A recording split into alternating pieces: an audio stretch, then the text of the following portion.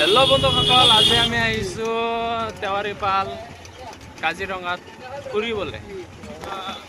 চাওঁ আজি কি কি ওলায়। গৈ আছোঁ আৰু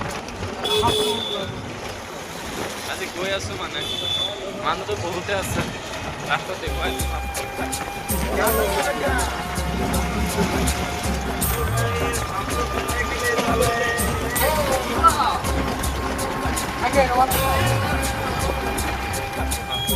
এইটো আমাৰ অসমবাসী ৰাইজ, আপোনালোকে চাওক, এইটো আমাৰ কন্যাকা কাজিৰঙা।